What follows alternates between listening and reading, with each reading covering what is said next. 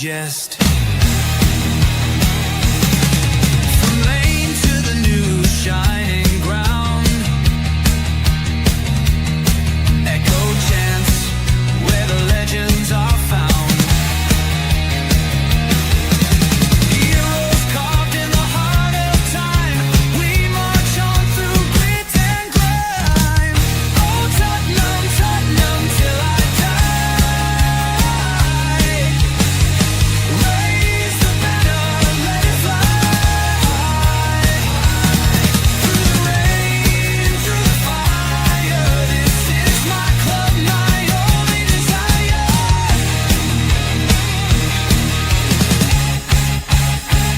Oh Tottenham, Tottenham till I die. Raise the banner, let it fly. Through the rain, through the fire, this is my club, my only desire.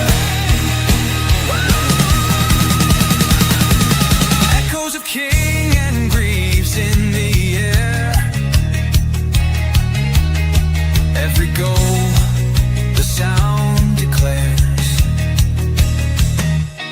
Heartbeats pound like a drummer's song, marching forward, fierce and strong. We're the ones who rise in the clash. Numbers running in a white shirt dash. History burns in the roaring crowd. Every game we scream it loud. I'm Tottenham, Tottenham till I die. Raise the banner, let it fly. Through the rain, through the fire, this is my club, my only desire.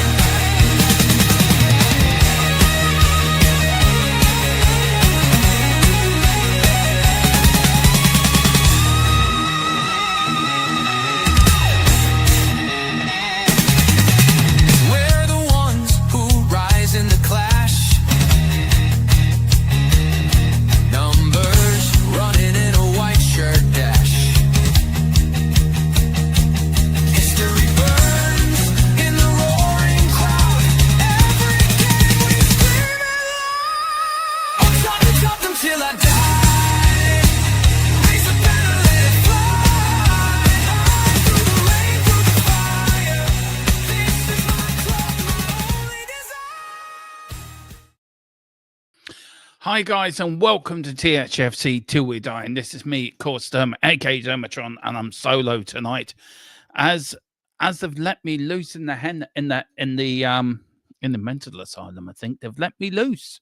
And it's all about tonight's bit building up to the game tomorrow. Of course, we've got a massive semi-final tomorrow, of course, and then of course a little bit.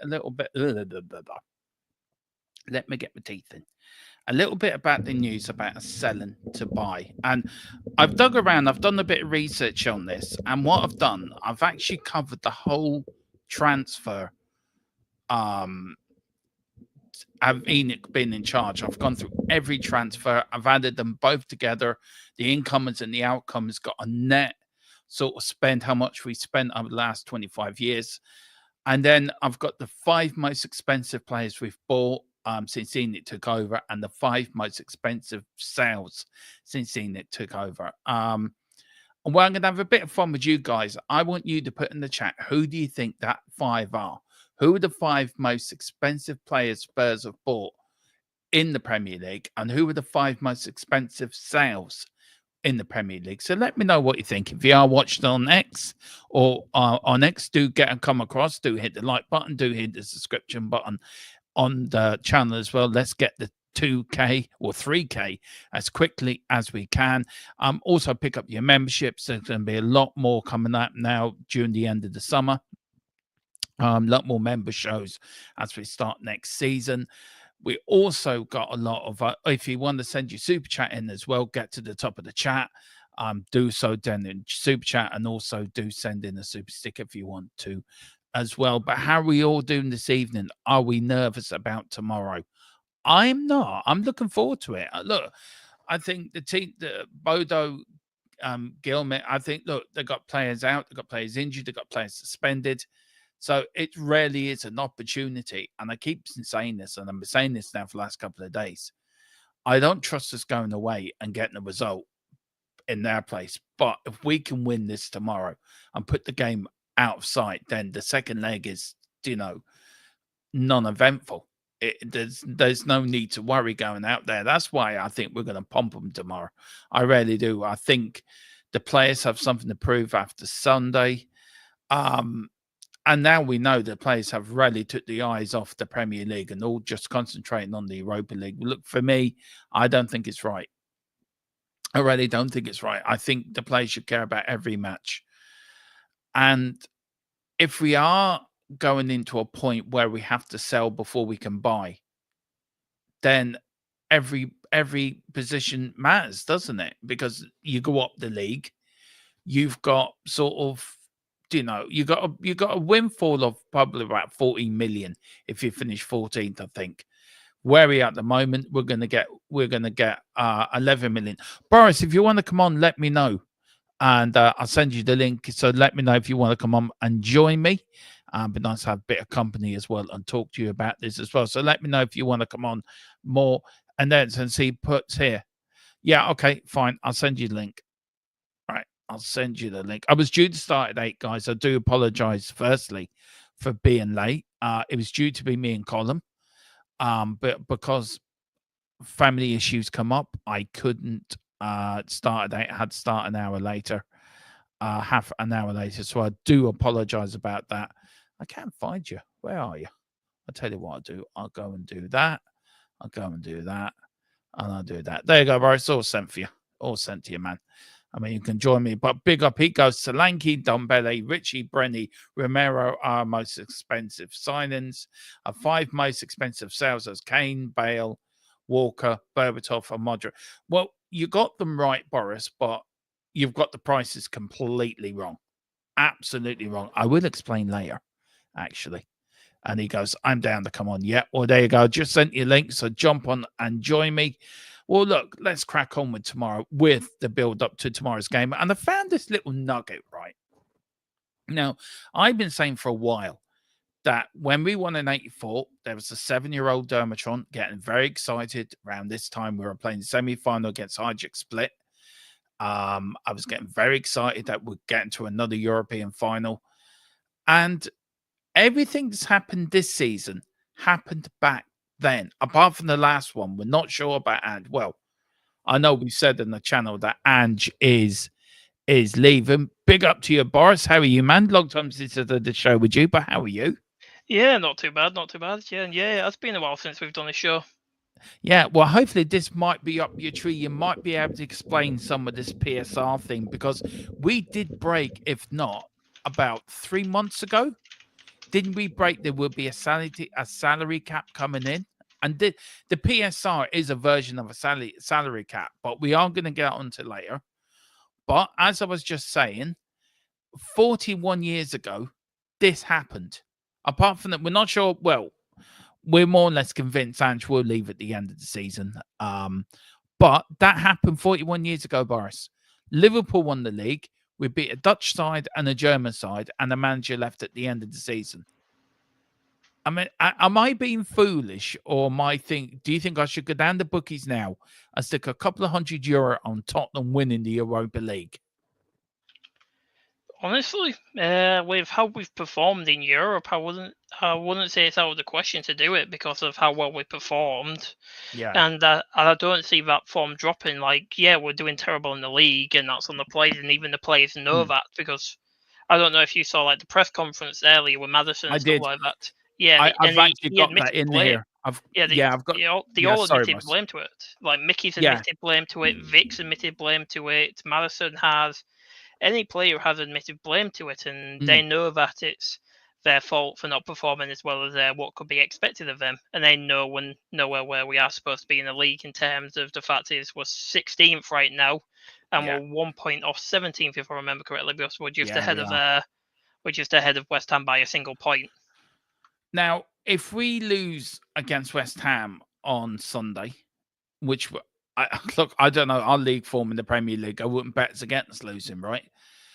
He would have eclipsed what Ozzy Ardiles did in his first season as Tottenham manager. Ozzy Ardiles will not become the worst Premier League manager to manage Tottenham Hotspur in the Premier League. That title would lay at Ange Postecoglou's doors. But if he wins the Europa League, he'd be the worst manager in the league, but the best manager. It wouldn't it be full Tottenham if we were to win this damn trophy? Honestly, wouldn't it? It'd be completely Spursy, and I hate the word Spursy. But yeah, 41 years ago, this happened, and it's happening again. Liverpool have won the league. We did beat a Dutch side. We did beat a German side. Now, the last bit, as I keep saying, we more or less know it's going to happen. But I don't know if you're superstitious, Boris, are you? No, I'm not superstitious, but you know the writing on the wall when you see it. Essentially, it's just saying you know the writing's there that he's going to leave, even though he said, even though people are saying and stuff like that, he's got to leave and stuff like that. It's up to him, and more than likely, what he'll do is he'll say, "Look, I've won you a trophy. I know you don't like me here. I won you a trophy. I did what I promised. I said I would at this season." Do you know, like how he says he always wins something in his second season? He's done that. He's achieved it. Not in the way we would have liked. We would have liked to be in a bit higher in the league, of course, but unfortunately, stuff doesn't go our way, and we didn't end up doing that. But he has, in terms, if we do win this, we have won something, haven't we? And he has made and he has backed up his promise. Yep, technically we have. I ruled out this course, ruled out tomorrow course is Sunny and Rudu. We've got a couple of players eligible. We've got Kinski, Foster, Danso, Werner, and Reglon. Why he's there invisible is because I couldn't find a picture of him on the Tottenham website. He's actually the invisible man. So that's Reglon there, all in his glory. So he's invisible, like he is just in the spare shirt. Yeah, basically he's a full-blown Tottenham shirt. This is my predicted lineup. I want you to agree. I'm going to go through it. Then Boris, you can go and pick it apart if you want. I have gone with a Vigario in goal. I've got the Spanish Matade in Porro. I've got the Argentinian Bulldog in Romero. I've got the fastest defender in the West in Mickey van der Ven. And I've got the Italian Stallion in the Doggy as a back four. I've got a midfield tree of the Uruguayan general in Bentancur, Darts man Madison. I've got the Swedish Messi in Bergwijn, who's just signed a new contract as well with Tottenham and had his wages tripled. So brilliant for him. And then we've got I'm yet to come. Well, we've got Kulusevski in there. We've got Dom Solanke, and we've got William Tell. Big up to Michael McDonald. Just forget your voice. Big up Michael. He says, you look as if you're a contestant on University Channel, Doma. Oh yeah, because of my studio. I'm glad you like it. I went for a bit of an Irish look, and it's come across very well. My desk, very good. Big up, Michael. I hope you're doing well, sir. Right, my lineup. Boris, go on. The floor is yours, sir. You can criticize it, you can agree with it, you can disagree with it, but that is the lineup I'm going with tomorrow night. What do you think? Honestly, I think it's probably the best lineup we've got in terms of everything. And the fact is, we know we need to be super attacking this game anyways. We know otherwise we can't. Because if we go away to there is a high chance we could end up losing, drawing, or there's a chance of us winning because of the atmosphere, the environment. Not as much the atmosphere, but the environment itself, with it being in the North Pole area. So it's going to be freezing up there, no matter how warm it is down here. Because right now in England, and I'm guessing Ireland as well, it is scorching right now, and it's still hot right now. We've had a lovely day over here today in Wexford. Like, it's been beautiful. We've had one lovely one here, and it's going to get even warmer tomorrow. But the weather's going to be a huge factor up there, because we saw, like, when Lazio went up and stuff like that, they had to fall off the pitch, didn't they? Because it was covered in snow and stuff like that. So you really, like, I don't think a few weeks or like a month will really do much to help us with it. But I'd probably say, we need to go with this lineup really, and especially, I would say I'd like to see Kulu down as a 10, but I'm sorry, I can't stand Johnson anymore. I've tried to like him for so long. He's You just. leave Mike Johnson alone, right? You leave Um, Johnson alone, right? I He's the want. I new want to number do. 10 for Tottenham Hotspur, Yeah. I'm telling you. Honestly, though, I would like to see what he could do as like a striker or a number 10 because he has got that thing. It's just that he Yeah. can't work in this system really. He's more like I see him being like on like an inside forward because he just can't handle going up and down the wings I constantly. tell you what worried me about Johnson. And just for a get there, Christopher Inshaw says I think Decky will not start. He'll start with Odegaard. That's a very good shout, actually. I think Odegaard would be a good shout, but Cooley Yeah, in the that's middle. true. That's a very good shout. One thing about Johnson I noticed on Sunday, right, when we lost to Liverpool, we didn't lose to Liverpool. We just said, "Here you go. You can have 5 goals if you like. We don't care." Was he hides a lot? He hid. He was hiding on Sunday. I mean, you would have to find, remember the Where's Wally book? Yeah. I mean, they should bring out Where's Johnson. He was like Because, Odegaard last night for Arsenal. Nowhere to be seen. we did that show and big up last night as you came in. We Yeah. couldn't help but laugh. I feel sorry because I'm good mates with Bobby and Brenny, and I feel bad for laughing, but mind that was something. It was a bit like Odegaard last night going missing, but he does go missing. Yeah. Look, And the thing is, it wasn't even like it was a big game, really, either, because it was. Let's be honest, Liverpool were going to win the league one way or the other and stuff like that. Yeah. If we got a draw, it wasn't that big of a game. I don't know why he goes missing. It's the same with quite a few players. They go missing when it's like a big game, but even when it's a small game, Johnson also goes missing at times as well. Like when we were against Wolves and stuff like that, where we lost 4-2. He wasn't there at all. When he just goes missing too often, and it caused him like you've been his number one supporter since day one and stuff like that, Yeah. and even it's coming hard for you to even support him. I know. I'll support because I think he's got the talent. He's the club top goal scorer. He's there. What he does when he's in the right place at the right time, that is not an easy talent to have. Being there in the 6-yard box is not easy. I mean, Solanke for me, look, he works damn hard, but Solanke for me is more of a second striker than he is as a number 9. He's more of a shadow striker. I think you need somebody else up the front for him to work with. I don't think this formation suits Solanke either, to be fair. I think Solanke plays better with a second striker up front with him. So, look, whoever comes in, I do feel we have to move away from this 4-3-3. It just doesn't suit the players we've got. Or they just need to do a full-on gutting of the club, really. Like, and we know that's more than likely what's going to happen with the CEO coming in. Like, have you seen like the reports coming out today that the CEO has requested like Paratici proves it, like shows his plan and stuff like that for him, like a 5-year plan. So that's what I'm seeing. Like, that's what I personally feel like from what I've seen online and stuff like that, and what I've read and heard. It seems like that's that he's going to gut the club down to the bone and rebuild it from that, which is what's needed.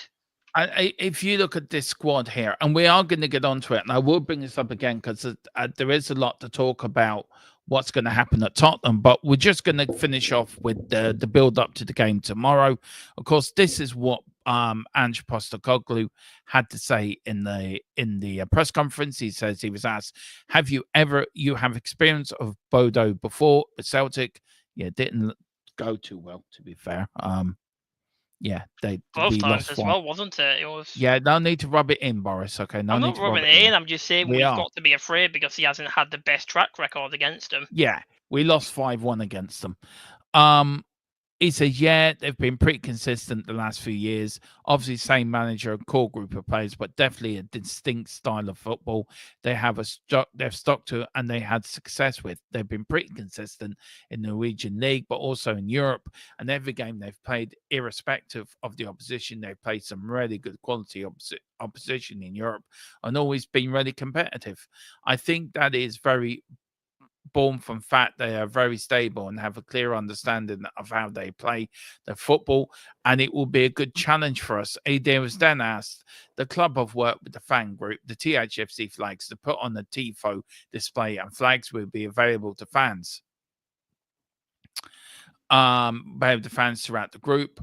How important is that unity tomorrow night? Now, before I read out his answer, tomorrow is so vital that everyone turns up tomorrow, that we turn up as one fan base, the players, the manager. Forget about what's gone on in the past. Forget about the fractured relationship he's got with the fan base. We've got to forget about Sunday. That's done and dusted now. It is important tomorrow night, isn't it, Boris, that we turn up as one unit, fans, players, managers, and to really make that such an intimidating atmosphere. Do you remember when we lost to Arsenal, when we beat Arsenal to get fourth place under Conte? And Gary Neville said it was the most intimidating atmosphere he'd ever heard. We need that tomorrow night. Do you feel if it was Lazio, it'd be easy for fans to get up because it's Lazio? Then do you think a lot of fans might turn up tomorrow and think, God, this is a Norwegian side. We should pump these. Or what do you think? Because I'm quite confident we're going to whoop them tomorrow night, 4-0. But do you agree with me, or do you sort of, where are you on it? Before I get to what Anne said. I agree with you in terms of we need to go out there and we will whip them and stuff like that. I just don't know by how many goals and stuff like that, because it's going to be a dangerous game tomorrow, really, because if we end up conceding one goal like we did against Frankfurt, we'll end up the fans will end up turning on the players instantly because unfortunately, like I'm not going to say unfortunately, because now we saw like what happened. Spurs, Levy, all them lowered the prices and stuff like that of the tickets, so we might get more regular fans in there, not instead of like the fair weather fans and stuff like that. Will attend occasionally with like season tickets and stuff. We might get some like more hardcore, like fans what haven't been able to, what have been priced out of the chances to go and watch like serious top end games, because usually this would be a tier A game. Because with how important it is, so we might end up having like our version of the ultras and stuff like that, because depends on what we are like. But yeah, we have to go out there straight away and show no mercy when it comes to them, because as you know wholeheartedly against Bodo, they aren't a team to be messed around with. But yeah, I do agree, the fans will think, it's only Bodo, we don't have to chant as much, where no, you clearly need to go as hard as you can with it, because Bodo, we saw what they were like at home and stuff like that, like how they sounded against Lazio. They were insane there, and that's a stadium what was it, like 5,000 people, I'm pretty sure, or something like that. A stadium of 5,000 could create more noise than I hear in most event matches at the Tottenham Hotspur Stadium. That's embarrassing. That's just pure embarrassment. The fact that they can show more love and support for a club what's got a smaller population than our stadium can fill. Their entire population of that town can actually be filled into our stadium, and the fact is they're that loud for them. It's just embarrassing at times. Do you know, tomorrow is so important we all turn up. I mean, the fans go off the players. I mean, the players have to turn up as well. It's not just the fans, so did the players. Look, the fans have turned up all year, home and away, and they've been given dross. Oh yeah, they've been provided with dross. It's embarrassing. It's. I think it's gone to the point of being embarrassment. I think it's gone to the point where they've all decided, right, we're going for the one thing.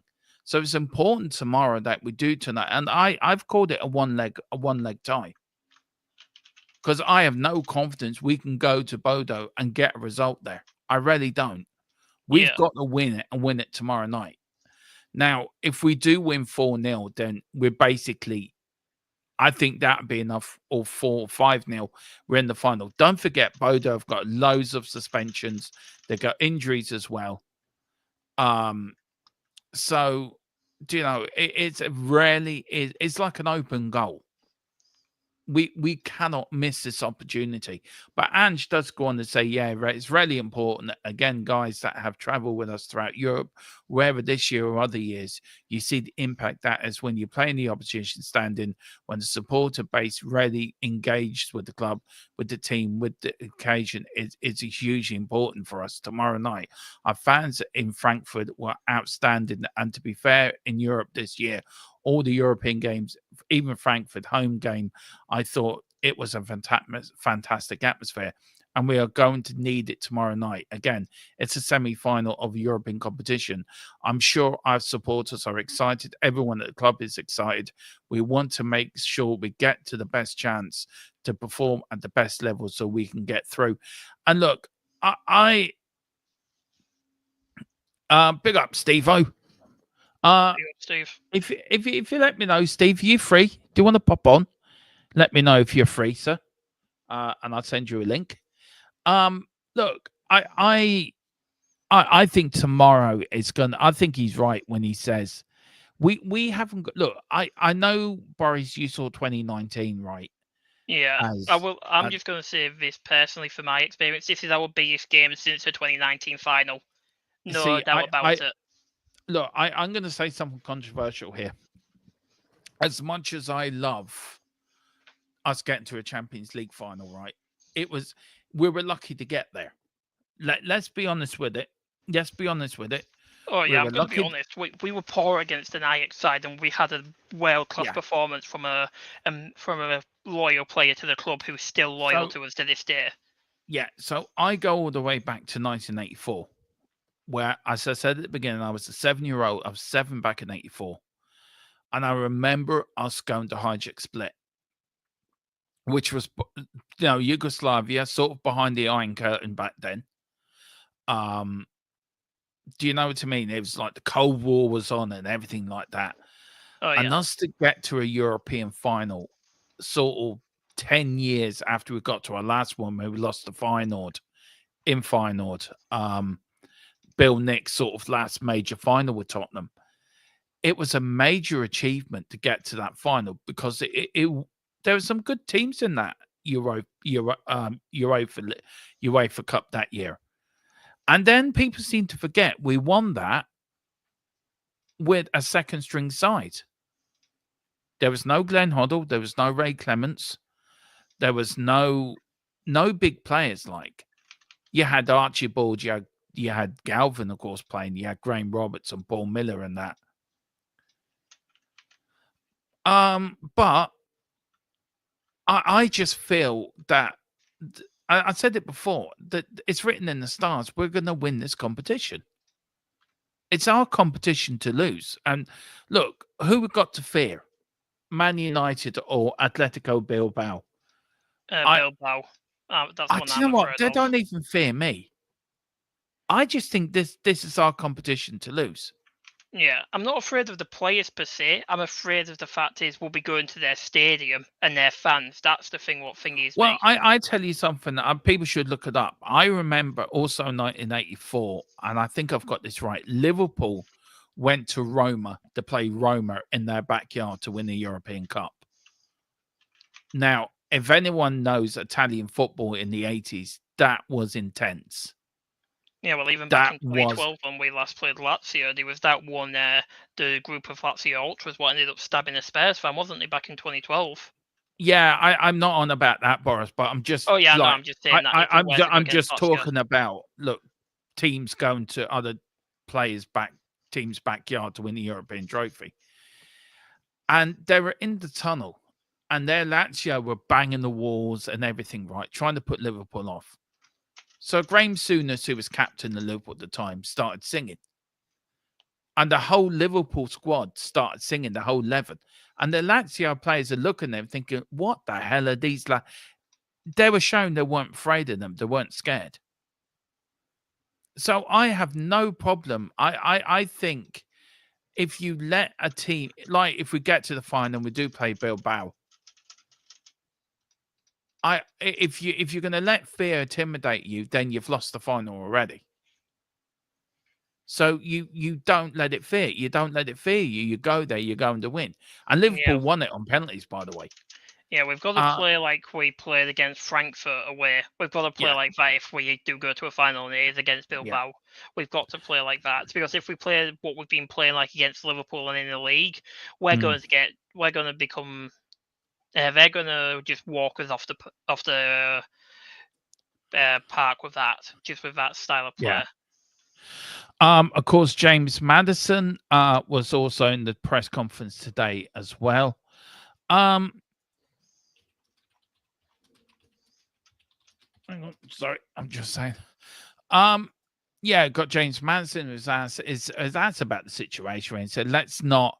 I'm starring a few questions here, guys. Don't worry, I am going to get there. I am going to get there. So I have started them. Said, "Let's not create the narrative that yes, it's us players out there. We take responsibility for that, but it hurts me a lot that we're having a poor season. But this is why." We are so motivated for this competition because the season can still be so special. We're in the last four and we've got a great opportunity. No one in the whole club from top to bottom can be satisfied with where we are. It definitely hurts. I had to do an interview at Liverpool on Sunday and we have lost 5-1. It's a little bit embarrassing. I am a bit embarrassed myself. And you have to go and talk. Fair play to him. At least he's being honest. And look, that's the first time I've heard a Spurs player come out and say, look, I was embarrassed. At least we know it. At least, a lot of people criticize James Maddison. But at least he has the balls to come out and say, look, I'm embarrassed. I didn't want to come out and talk to the media. I was embarrassed to do that. So, you got to give credit where credit's due. Denny's asked about Ange Postecoglou. It says, we're behind the manager 100%. I think he's a great man, Maddison said at the press conference on Wednesday. He's the first person to tell you, I've heard it myself, that we've had a poor season, especially in the league. We've been very good in Europe, but the league season's probably been unacceptable. We can all take collective responsibility for that, but he's my manager, he's my gaffer, and I respect him an awful amount. What does that say about the players and Ange Postecoglou? Because it shows the players are still behind him. Yeah, of course. The players will always be behind him. Yeah. Do you feel by winning the UEFA Cup, it might swing Look, all I ever wanted was Ange to do well, was prove everyone wrong. I've been a massive Ange fan. I'm a massive Celtic fan, so I know what Ange Postecoglou can do. Yes, he can be stubborn. Yes, he can be a little bit. His in-game management definitely needs improving. I will agree with that. Yes, he has made mistakes. Tell me a person that hasn't made mistakes. And yes, we're 17th in the league, looking like we could have 19 or 20 or 21 league defeats, which is unacceptable.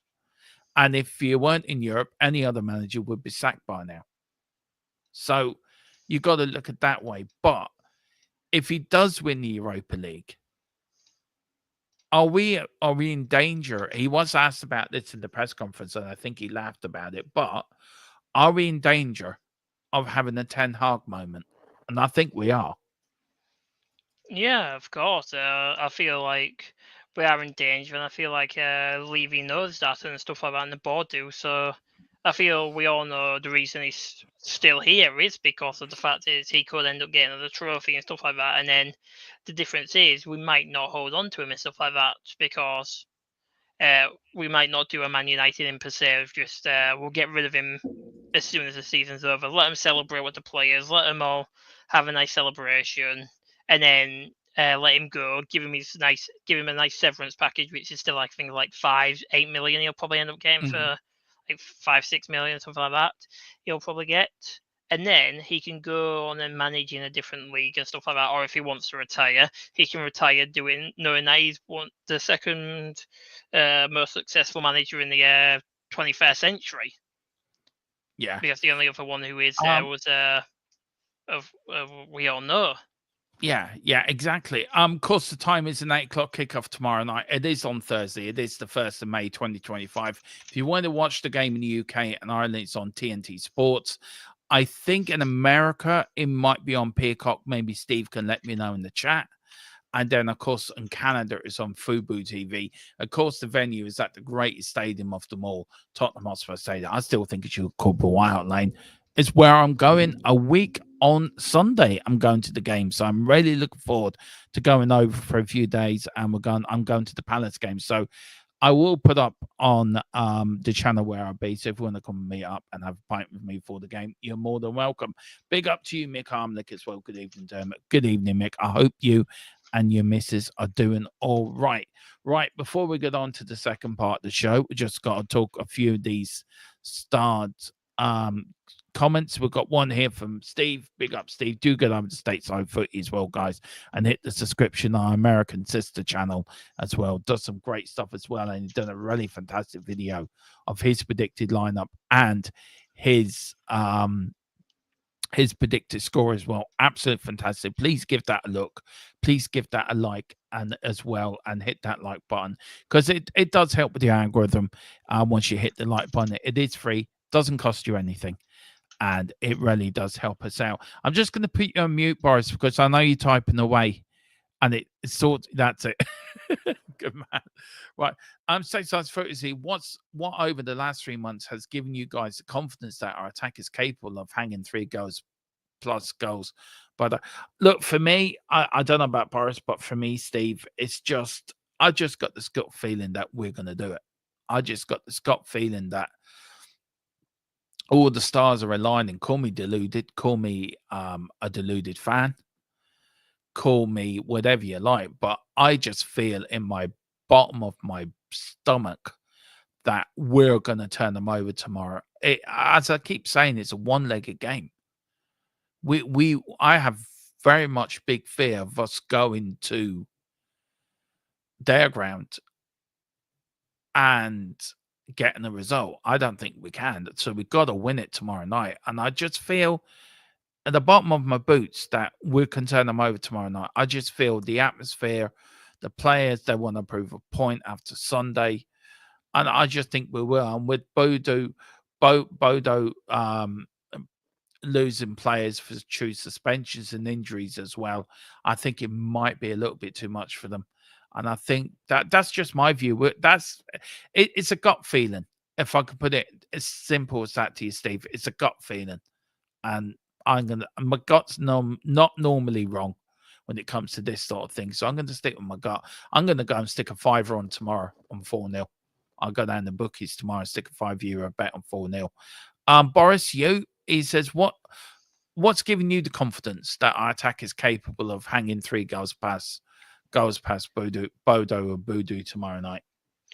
Well, in general, like we've managed to pull off miraculous things and stuff like that, and we've managed to sometimes do the impossible. Like, yes, we haven't performed to the way we wanted to for a long time, but I feel we'll end up getting there, and I feel like we'll manage to get the goals. As Demo said, it's just a gut feeling, really. Like, we can't be for certain that we will. We can't just be negative about it, because yes, we could end up losing and stuff like that. We could end up being embarrassed and walked off the pitch in our own home ground and stuff like that, and then we don't end up turning up in the thing, and we end up getting embarrassed, and then we just get everything happens, and then everybody just gives up. Yeah, I think so.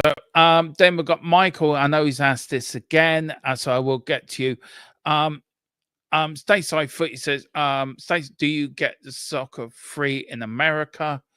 What else? He did ask a question here, and I haven't answered it yet. Oh, yeah, here we go. Do you agree with the headlines? Postecoglou's gone regardless of the Europa League. Yeah, I think he is. I've been hearing he's gone. I've been told by multiple. I've been told by 2 of the sources we use that. But Ange Postecoglou, more likely will be gone at the end of the season. Now, do you know what's kept him in the job has been this Europa League. I don't think if we were knocked out of Europe early, I have no doubt in my mind that Postecoglou would have been gone a long time ago, and we would have been looking for a new manager. But because we've done so well in Europe, I think that's kept him in the job personally. That's just my opinion. But I think he will be gone. regardless. I want to say big up to Mary W. Again, Europa is on Paramount Plus, and you're big up, Steve. You're a diamond. We got a Mary W. Big up the queen of the channel. Big up Your Majesty, as we should call her. Who was got? I think he spoke a few times, but who was score really awful lack of chances? I am going for. I'm going with Solanke with 2. I'm going with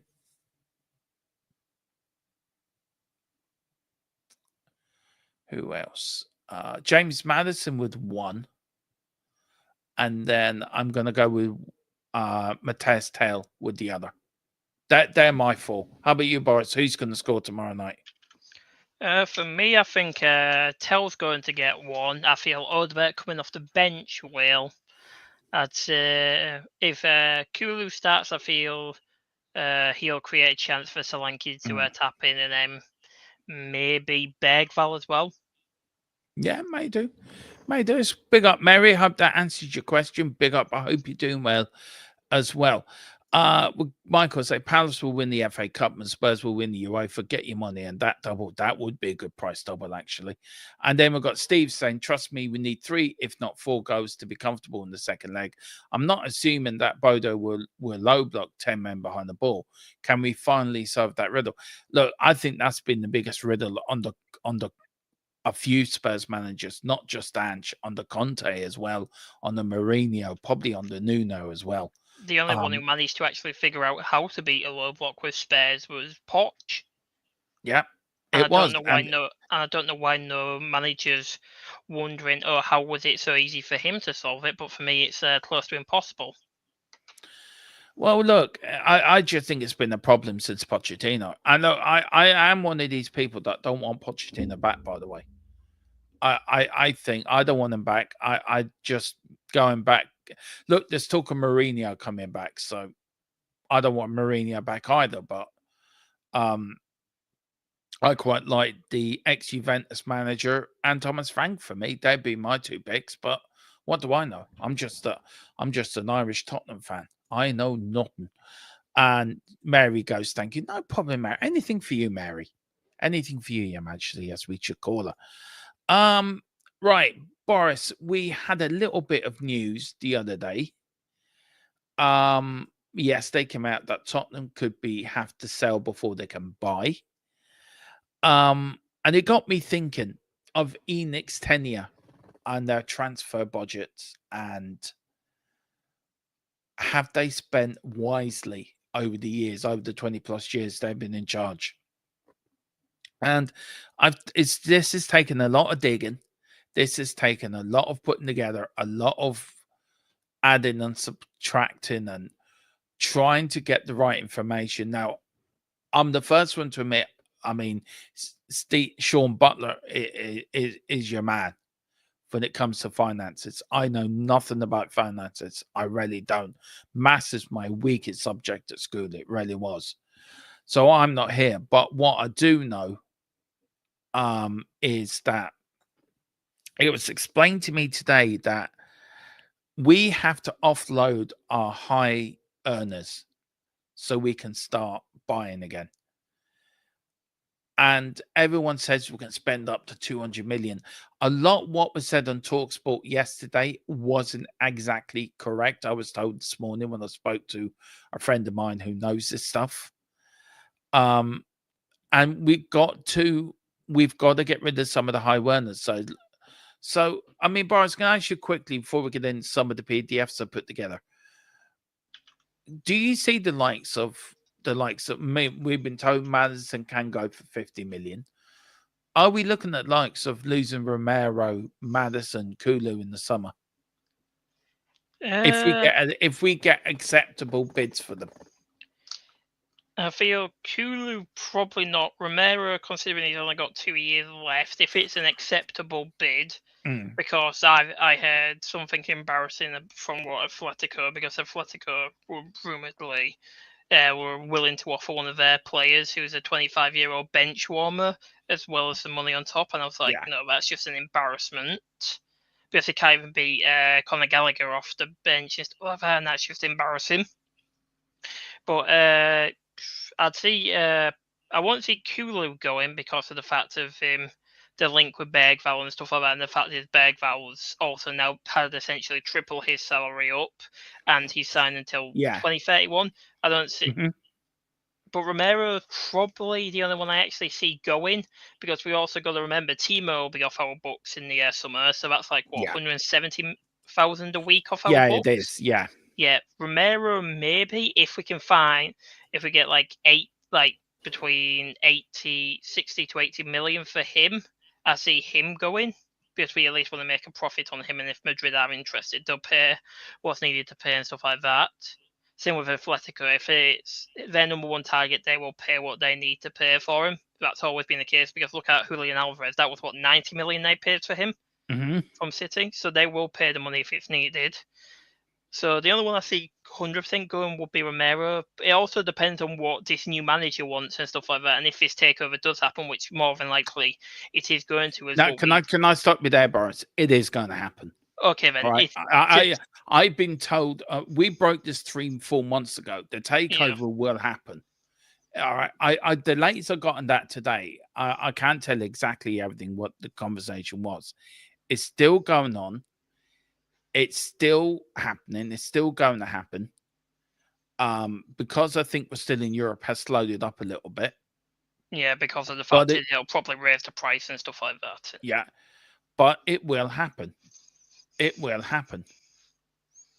Yeah, so I'm sick to death of people saying it might happen or might not. Yeah, so I've stick my reputation on it. It will happen. So we'll say then with the takeover happening, that'll more than likely bring in more funds as well, because with the 3 rumored parties who are interested, one of them being Middle Eastern, the other being American billionaires, if I remember correctly, and then one more I can't remember that.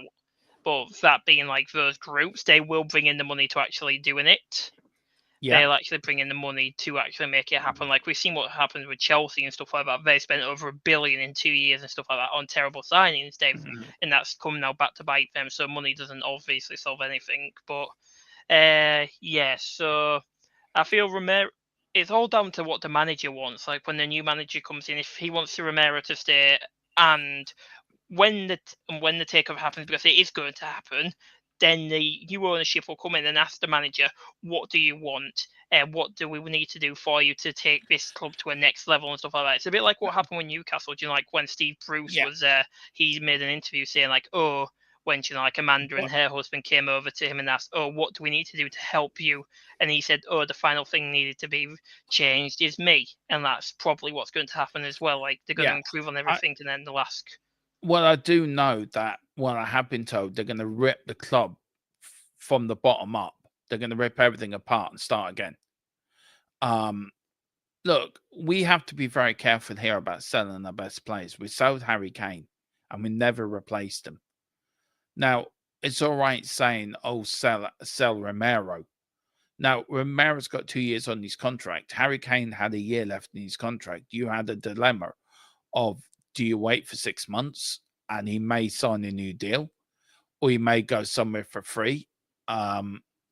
You'd be going down the Sol Campbell route again. I'm going to mention his name because I think it's very relevant in the conversation that we're having.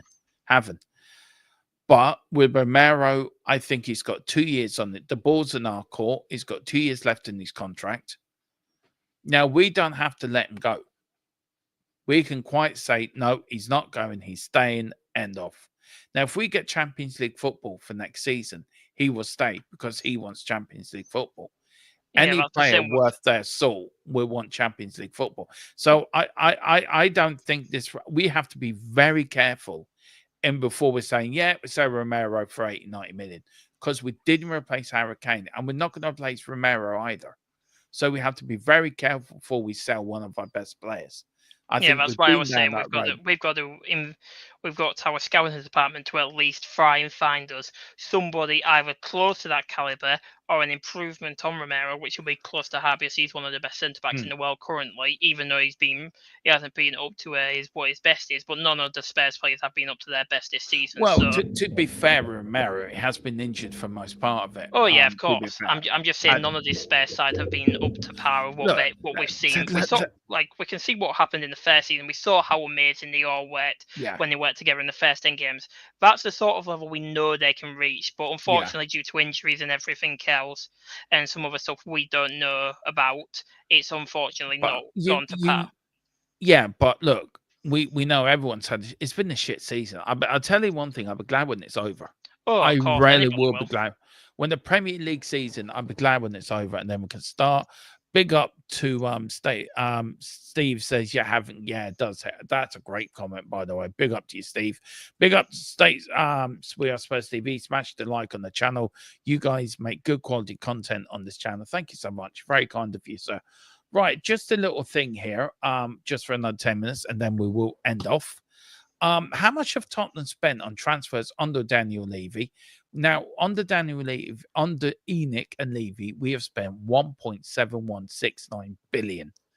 Now, this is, I'm being honest, this surprised me. The season total spend, right, of 23-24 was 272.1 million. Do you know that was the biggest spend in 20 odd years of them owning the club, which really shocked me. Like, now, these are the most, of course, expensive players. We've got 64.3 for Solanke, 62 for Mr. Burger King, 58 million for Richarlison, 55 million for Brennan Johnson, and 50 million for Romero. So that was all bought in the 23-24, apart from Mr. Burger King, and I think Romero as well, but definitely Richarlison, I think, but definitely Slanky and Johnson came within the last 12 months. For last year. Now, how much have Tottenham earned through sales under Daniel Levy? We're looking at 1.1 billion they've earned. These are the most expensive players that have been sold.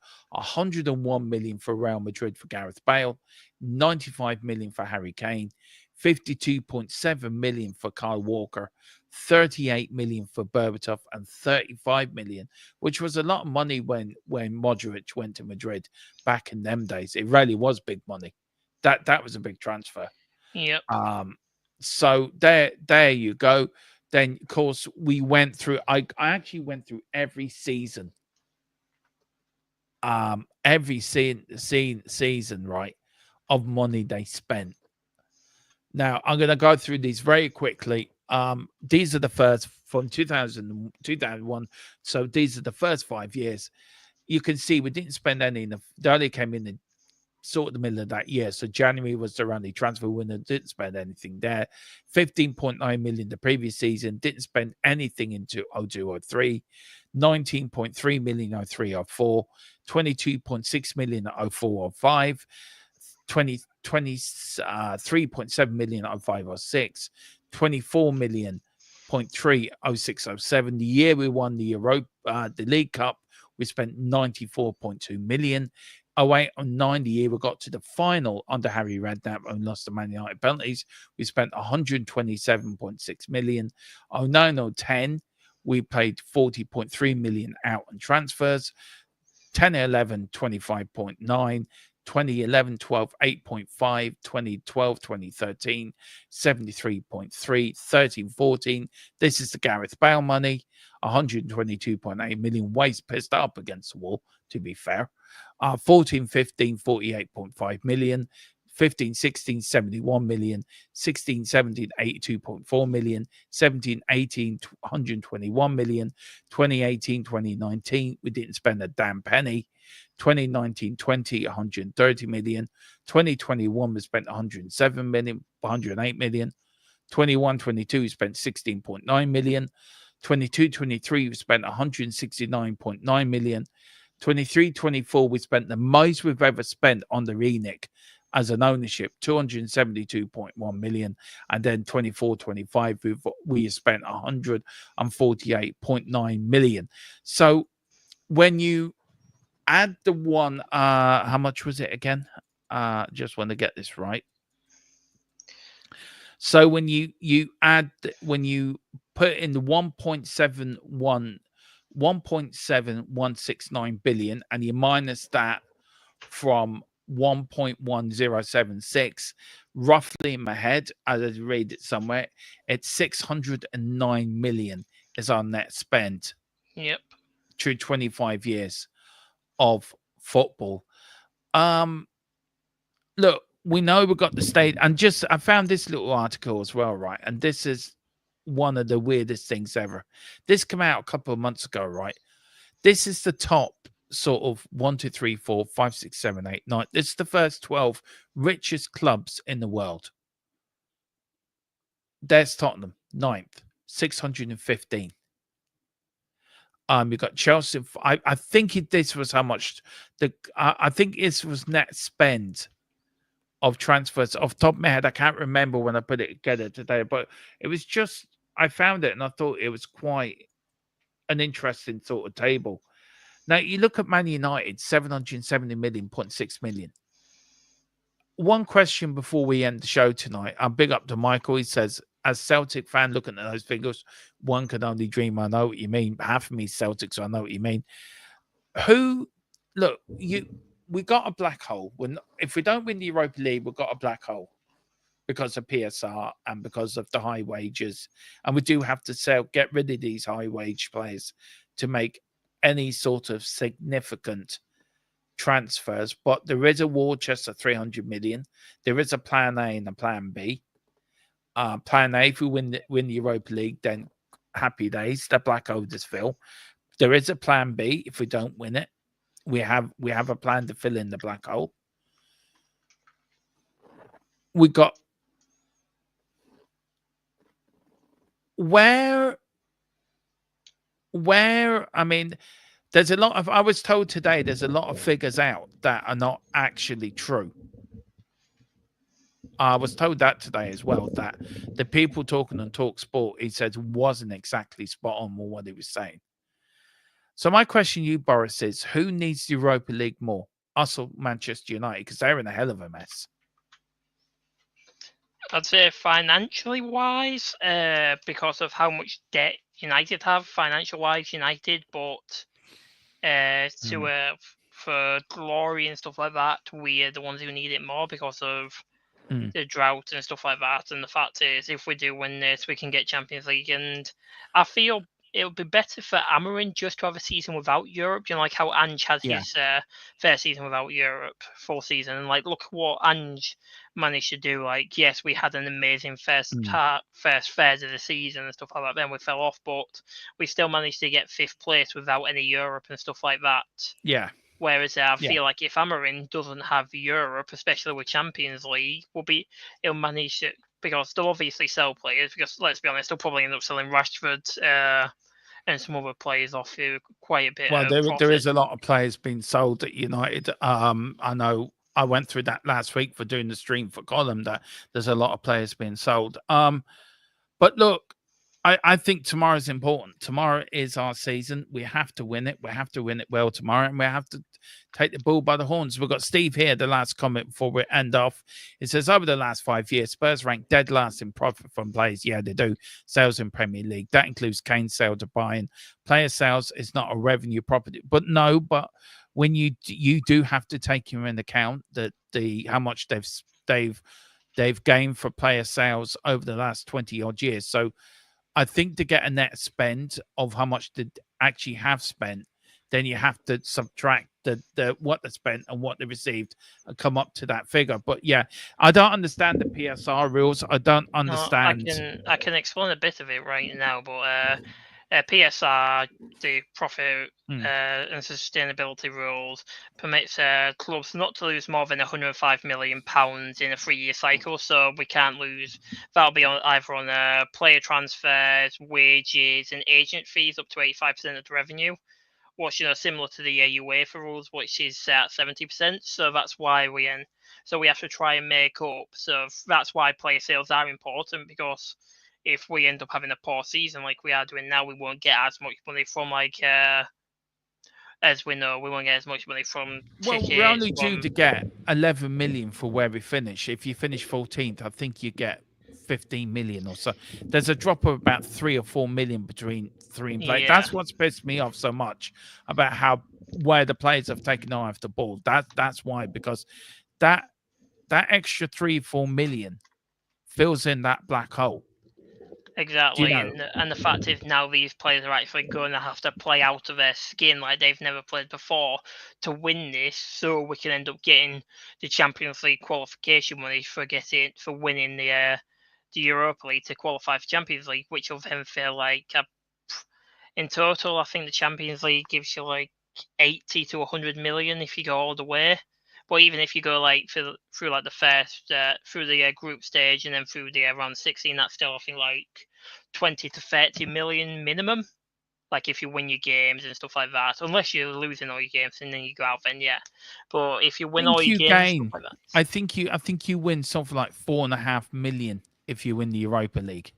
yeah, it's 4.5 million if you win the Yeah. Europa League. Yeah, And then, which still is a good change up, and then you get the TV revenue, you get whatever yeah, you earn from. because that gets split. Whoever wins it gets a Yeah. majority of it and stuff like that, Yeah. and then the other. Yeah, so that's why Champions League and why PSR is Yeah. we're going to be heavily affected by PSR if we don't end up winning the Europa League. Yeah, well, we're not going to be as bad. United are in the shit show, so we're not going to be of as course, bad but as that's them. because our No. debt's manageable, though. That's the thing. Yeah, but We can go seasons without Europe, which we do not want. no, I don't. I was told today by the person I spoke to that we're in a very, it's the thing, we have no cash. We've got plenty of assets, but Yeah, we've it's got just no no cash. cash. Yeah, so we'd And have to sell assets to get cash. And this is where, look, and I've said it today. I spoke to Dave today about it, Dave Harris. I was on the phone to him this afternoon about it. And I said, we were talking about it. And I said to him, this is where the Lewis Trust should come in. They look, Daniel Levy gets an awful lot of bad press. And rightly so, by the way, for the way he's run the football club. Rightly so. But I think it's a bit unfair that he should get blamed for everything. Now, I may get criticized for that in the comments or in below, or I may get criticized for that opinion, but the Lewis Trust have a responsibility. They own the majority shares that own the club. And Levy So don't control the purse strings, it's them and the other board members what control the purse strings. So they have the right. They should be pumping the money in. They should be pumping money in to fill out that year. We're not in Europe. Right. He's a billionaire. It's not like he's not short of a few bob. And we know he's not in charge. We know he's put into the trust, and it's with lawyers and whatever. Name, which is in his daughter's name, because he's made it so he doesn't have to pay tax. No, it's actually not in his daughter's name, Boris. It's actually in two lawyers' names. So he's changed it now from his daughter to his... It was in his daughter's name. It was always put in the two lawyers' names. From the very beginning, it was in two lawyers in Jamaica, wherever it is. It's in... I think it's on Company House. I had a look at it. I had a look on Company House last night just to double check, and it is under two lawyers that are looking after it at the moment. Then if anything happens to him, then it all gets pushed around to the family. At the moment, his trust, the holdings of Tottenham Hotspur are in his lawyers. Now, with the takeover, what I can read into it and what I've been told, it is the EAN that shares they're buying. So they are buying the main majority of the shares over. And they're going to leave Levy there as an advisory, pay him off wherever he has, and then have him there as an advisory. But where is the trust still have the responsibility of pumping money into the club. We shouldn't have to sell an asset or mortgage an asset where they have the money to do that. It's ridiculous, and this is why they should sell, because if you have no interest in pumping money into the club, then sell up. They should have sold up years ago, to be fair. Yeah. You can't do that. I mean, I think he's gotten away with a hell of a lot, actually, Joe Lewis. I think he's gotten away. I know the protests are ENIC out, Levy out, and I get that. But everyone seems to be, and Daniel Levy's the vocal point, and yes, he's been rightly criticised for his mistakes. Yes, he's been rightly criticised. for sacking managers, 6 days for a cup final. Yes, he's rightly criticised for putting the stadium over helping Poch, but as well, if you say for example, right, I'm Joe Lewis, Boris, right, and you're Daniel Levy, and I'm refusing to pump money into a football club, you're going to have to come up with ways of creating money that the club becomes self-apparent, that the club, makes its own money. You do that through the new stadium. You do that through boxing. You do that through concerts, go-karts, skywalks, whatever. He's not a billionaire himself, so he can't pump his own money into the club because his own money's tied up within the club. Yep. So it's down to the trust, the Joe Lewis trust, to say, here you go, Tottenham Hotspur, there's whatever, 500 million. It's down to them. They've never pumped money into the club. He could have quite easily built that stadium out of his own money without us taking out a loan. Look, the sooner we get new owners, the better. Michael's asking, are you doing a watch along tomorrow? I am. We're doing before the whistle at 7 o'clock. We're then going on for the watch along from 10 to 8 for the watch along, and then we've got final score after the game as well. We've got you get into the champ. Yeah, we do. Big up to David, probably correcting me again on something I've probably said wrong again.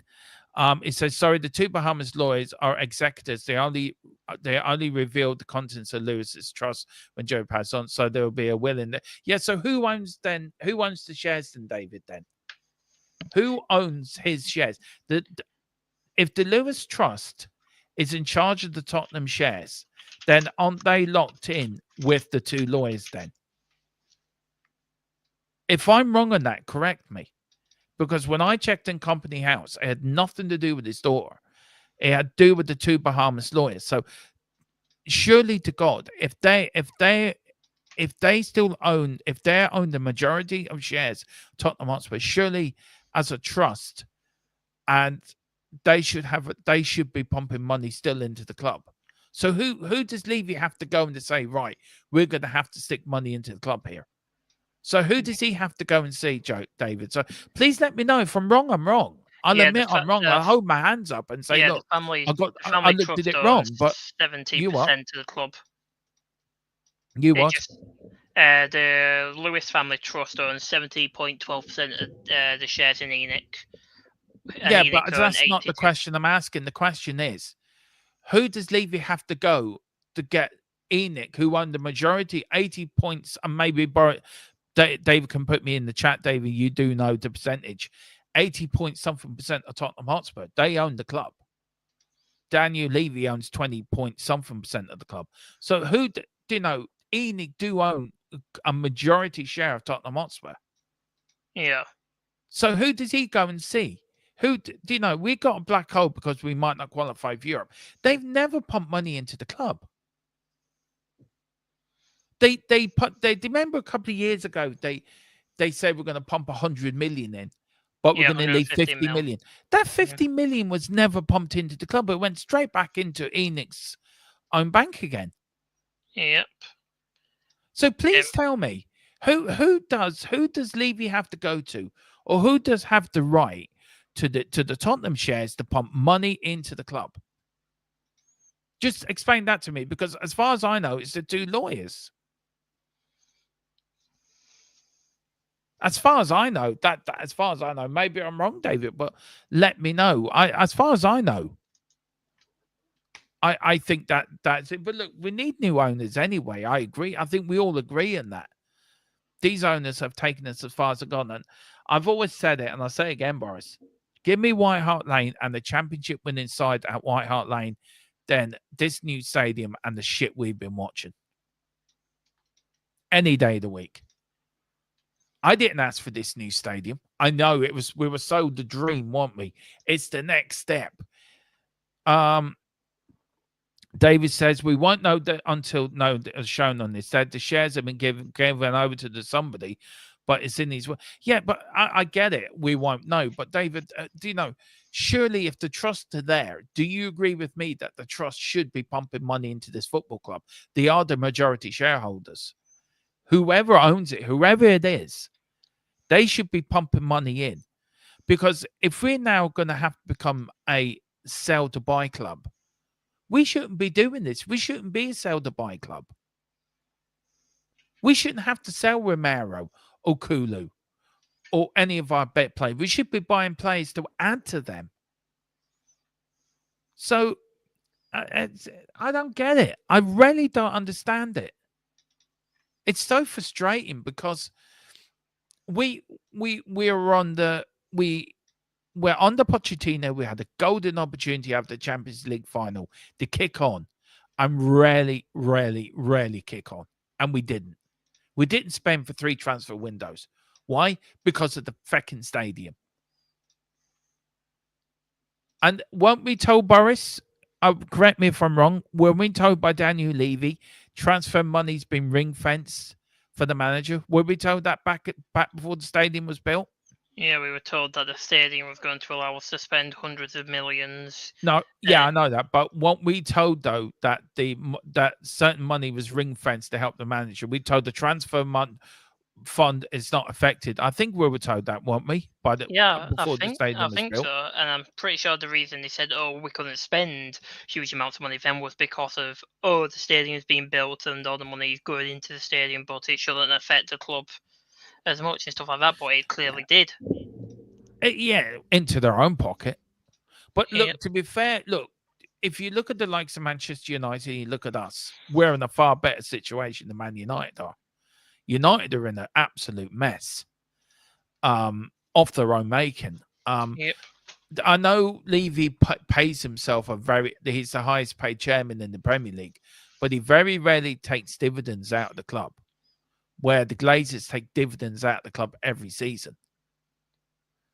And then they pump it in, and then from what it seems like is they're pumping it into their American football team, because if you've seen what their American football team's like, state of the art stadium, state of the art facilities, all that. Look, I just feel when it comes to Premier League football and the owners, and I mean, I harp a lot on about the Irvin Scholar days, and David knows what I'm talking about when I go and talk about the Irvin Scholar days. What a crook he was. I don't know if David would agree with me. The owners we had before Scholar, do you think, David, and this is a question to you, and I would love to know the answer to this, because I was only a kid under the previous owners before Scholar. Scholar took over, I think, in 82 or 83. Were the Richmonds and the Burnham family, were they the best owners Tottenham ever had? I would love to know from you, David. You've been watching Tottenham for donkeys of years. And you look at then Irvin Scholar nearly bankrupt the club. Alan Sugar, then for all his words, I think Alan Sugar should get a lot more credit than he deserves, by the way. I really do. And then you've had Ian Kalinic that have taken us to the next level business side, but they haven't taken us to the next level football side. And you've been a young fan as well, Boris. You only supported the club since 2019. I mean, you're at the start of your journey of supporting this football club. I've seen this win European trophy. I was 7 when we won the UEFA Cup in 84. I've seen this win FA Cups. I've seen this win League Cups. I've seen this win stuff. You've never seen this win anything. Nope. How much does this mean to you, this game tomorrow night? Personally, though, on a personal level. It'll mean the world to me, considering it'll be my first ever trophy with the club, and hopefully not the last. It's going to be a trophy that I'll be able to actually remember, and will no longer be known as the banter club and the laughing stock of English football, because we call ourselves part of the Big Six, yet everybody takes the mick out of us because of the fact is we've not won anything in, 17 years now? Even Newcastle beating us to that. Oh, yeah, exactly. Newcastle have won something more recent than us. And yes, it has been like 70 odd years for them, but they've won something more recent than us. Hang on. Who else has them? Well, look, I can go back to the 80s, right, where Everton were a big club. I can go back to when Liverpool were Liverpool were successful again, but like Everton, Chelsea have been quite successful. It's been, we're not a laughing stock, Boris, right? We're a sleeping giant that needs to be woken up, and we haven't got the right owners to wake us up. Tottenham Hotspur Football Club is not a football club anymore. It's Tottenham Hotspur's business. You look at the fight there Saturday, Eubank versus Ben, right? Yeah. I know. I remember Eubank fighting Michael Watson there at White Hart Lane, but it didn't have concerts there, or it's all. I think Sean Butler hit it in the nail the other day. I was just quickly watching the show.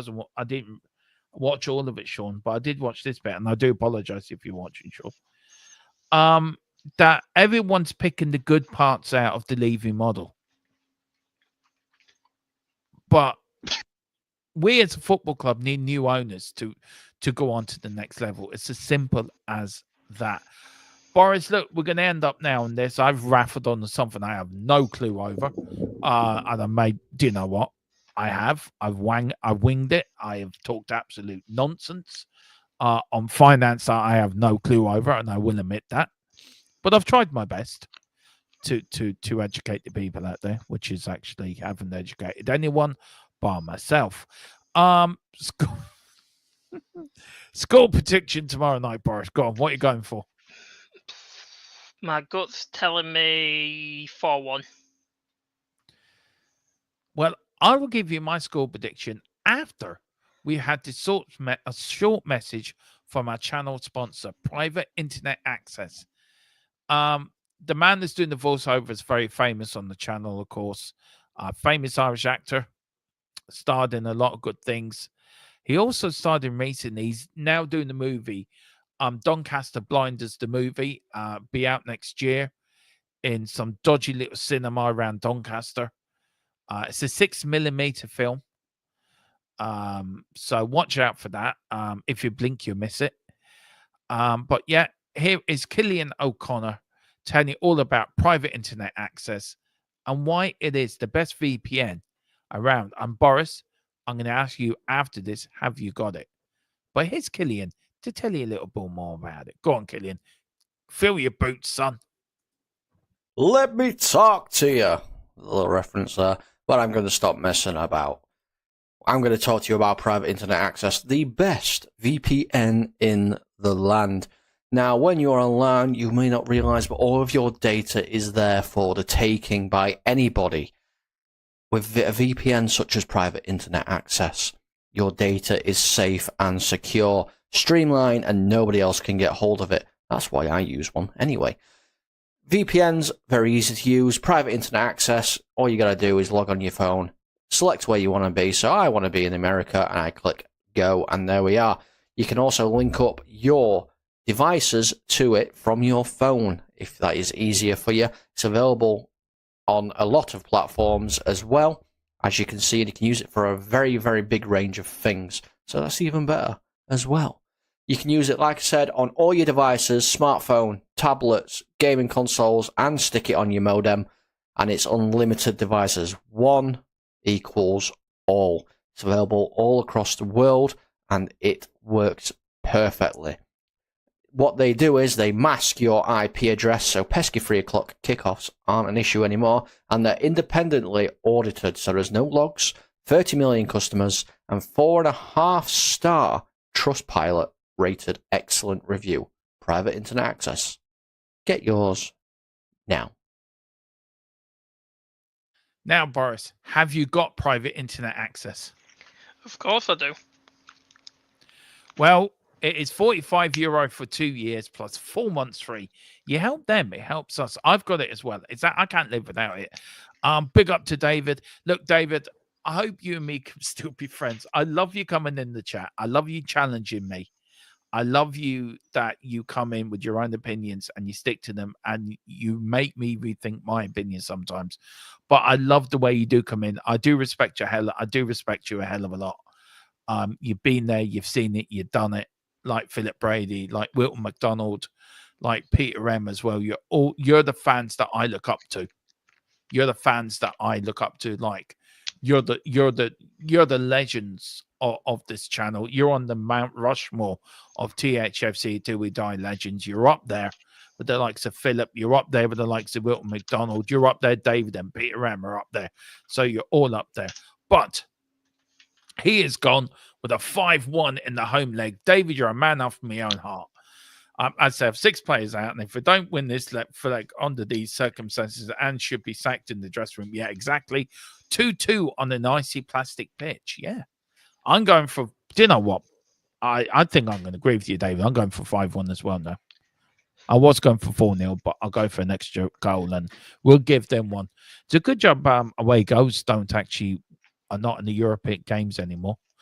But Boris, where can people find you, sir? Of course, tomorrow, tomorrow, we've got Before the Whistle at 7. We start the watch along at 10 to 8. Then after the watch along, we've got Final Score. It's going to be a long day for me tomorrow because I'm on at Dave's as well. The Irish Hotspur at 5 o'clock. So from 5 to probably midnight, I will be live streaming tomorrow. Boris, you will be here or thereabouts. Where can people find you, sir? You will be in the chat. I know you will be. But where can people find you otherwise? You can either find me on this great channel, or you can find me on X at Boris the Spares. But I feel we'll win as long as we don't have a kitchen tea towel tifo for us like Arsenal did last night.